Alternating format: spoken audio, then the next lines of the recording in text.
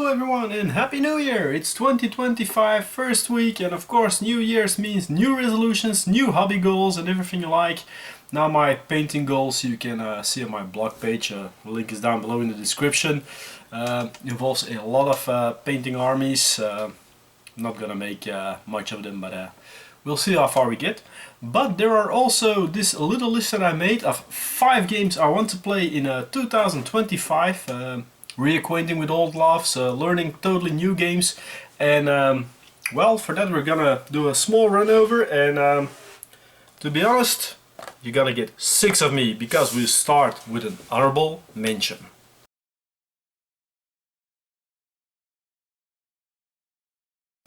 And that honorable mention is Rusty Dagger. Now Rusty Dagger, you can find it on Wargames Vault for a few dollars, is a solo game in which you play on a 10x6 grid, so small area, ideal, and you have a hero, and that hero, well, he goes adventuring, dungeon crawling.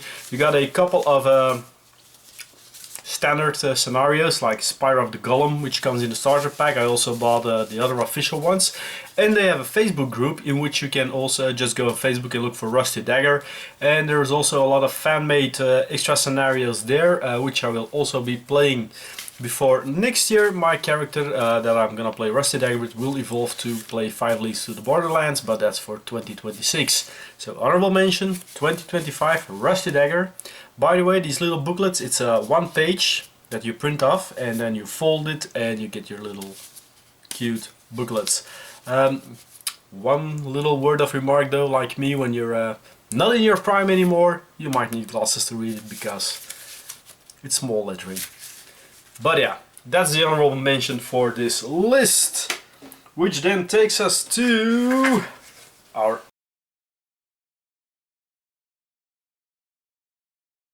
actual list. And at number 5 games I want to learn to play this year is Moonstone. It is so pretty, the models are so cool, the game looks great fun for what I saw on YouTube, and I have a couple of mates who are actually painting up their figures. Have faith, I started mine. Every week you're gonna see progress, I promise.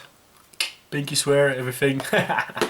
But yeah, this is one game that I really want to play by Golden Goblin Games, and it's just so pretty looking. So yeah, Moonstone, fantasy skirmish game. You need 3 to 6 models. So yeah, at my rate I'm gonna have it painted all up by Easter. Bringing us to the next game.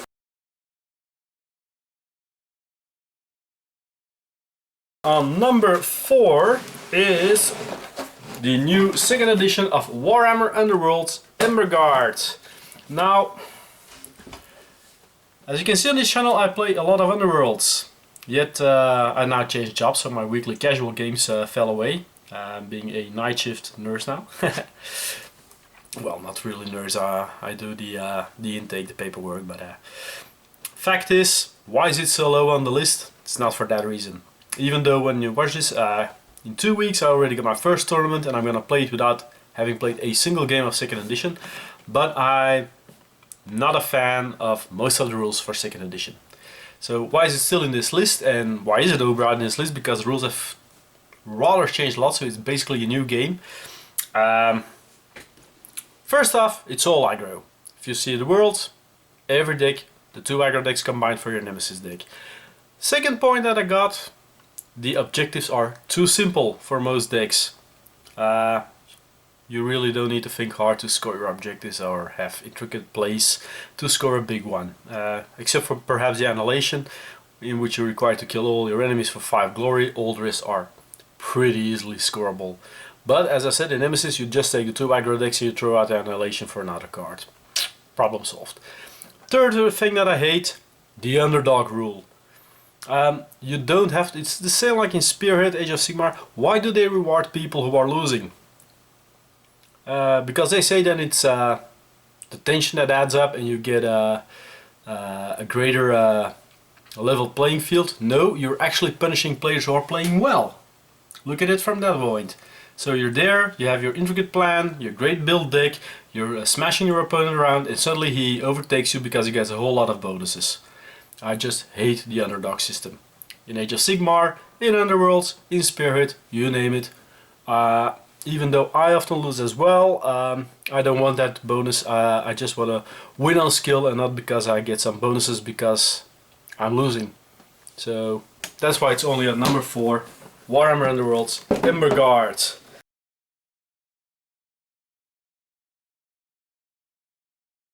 Then we have number 3, and that's a bit of a return of an old love.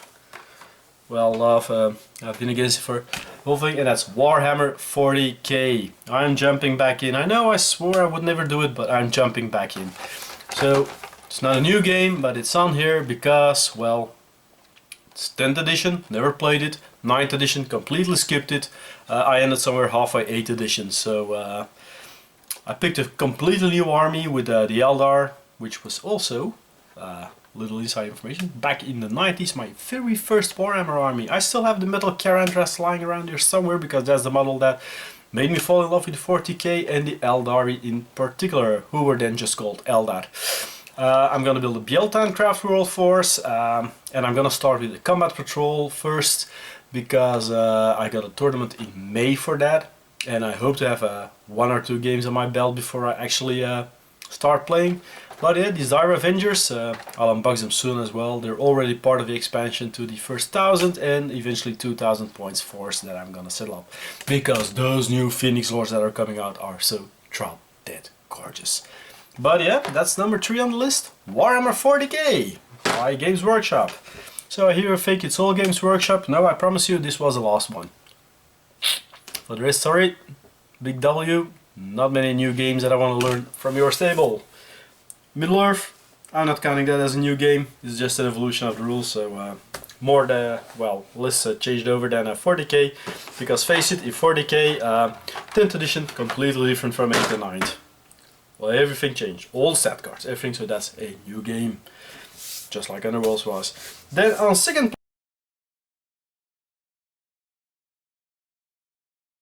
place we have another solo game, and that's Dely of Foot by Nick Wright. Now, what's Dely of Foot? It's a 16th, 17th century witch hunting game in which you play a party of flawed witch hunters. You all have a dark secret, like you can be an alcoholic or a fanatic or whatever.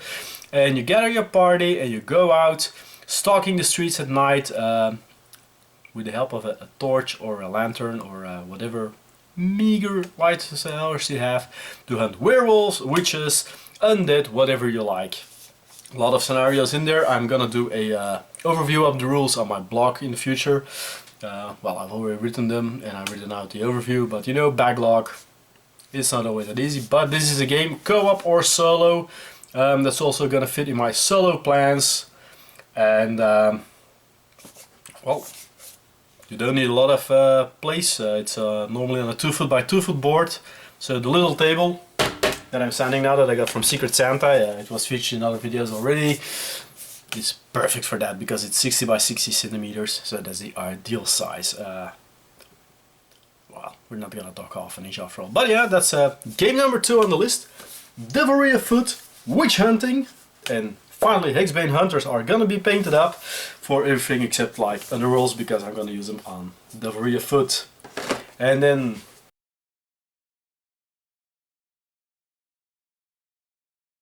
the winner, the one game that I really want to play this year. It only took 3 editions before I finally bit the bullet.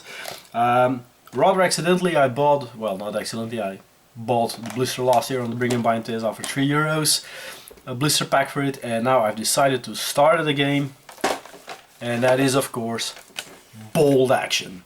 Finally, I'm going to jump in there. I'm also gonna buy, and you're gonna see them always on the channel, the mystery boxes from Warlord Games, because the more I look at it, the more of a fan I'm becoming of the brand. As you know, my Empire army is all pike and shot. There's a Bad Santa action now running. I didn't buy the Bold Action one, I bought the pike and shot one because I need a couple more units for my Empire Escalation League, and I hope they will be in the mystery box because then I paid half price. And if not, we'll see what we do with them. We'll find a use anyway with all the games. But yeah, Bold Action, and what's more, this is gonna be my army, the mighty Belgians. They're gonna march to war, starting out at this year. I hope to paint up 500 points, so nothing too fancy. Learn the game, learn the rules, learn how to play, and next year toss myself in completely if I enjoy the game, but from all what I've seen, this is not a bad game at all. So number 1 on the list for games that I absolutely want to learn to play this year, and which it's not product placement, but yeah, gonna play at the club because they have quite a big gathering there. Of all the games, by the way, the only other one will be 40k. Nobody plays Underworlds there, and the other 2 are solo games. So, and Moonstone is gonna be a friends project. So I don't think they're playing. Nope, they're not playing at the club either. So, but yeah, Bold Action, the Belgians. That's gonna be my game of choice for this year.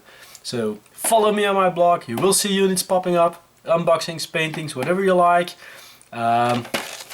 including an unboxing of this actual box, which I bought at Fantasy World at -50%. Oh well, technically -51% their action was for the Christmas sale, but the Army support group, and that's then after the blister that, well, you know what, I'll put the unboxing on by the end of the week of a Chasseur Ardenois anti-tank gun, which was set blister.